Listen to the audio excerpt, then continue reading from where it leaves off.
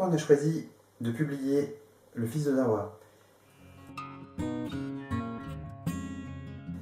Parce que c'est un roman bien écrit, une fiction sur une famille marocaine entre 1950 et les années 70, un personnage du fils de Zawa. On va voir toute son enfance et toute sa vie familiale, de la campagne marocaine jusqu'au bidonville de Casablanca et ensuite la France.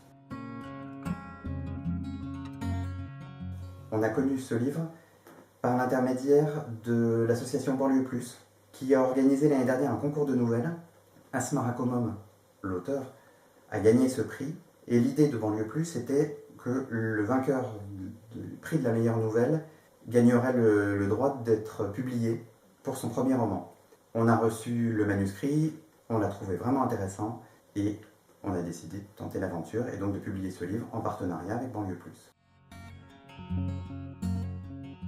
Quand on a reçu le manuscrit, il n'y avait pas grand-chose à modifier. Asma Rakomom est correctrice, elle a travaillé dans l'édition, elle est journaliste. Autant dire que sur l'écriture, on n'avait rien à lui apprendre. Le seul travail qu'on a eu à faire sur le livre était de l'ordre de la chronologie.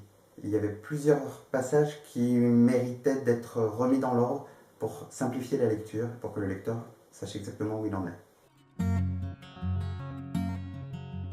Ce qu'on a aimé dans le livre, ce sont les personnages. Le personnage principal, évidemment, sinon on n'aurait même pas eu envie de publier le livre, mais aussi sa mère, la fameuse Zawa, qui est un personnage haut en couleur, qui à certains moments est un personnage très sympathique, à d'autres assez détestable, mais qui ne laissera pas le lecteur indifférent. Donc on vous conseille le livre, ne serait-ce que pour découvrir ce personnage. On pourrait dire Maroc, bien sûr. Chibani, c'est-à-dire tous les vieux immigrés marocains ou algériens venus s'installer en France et qui sont encore là 30 ans après, car c'est eux qu'on découvre à travers le personnage d'Amine, le personnage central du livre. Et un troisième, c'est famille, c'est une histoire de famille, donc c'est ce qui est intéressant pour nous.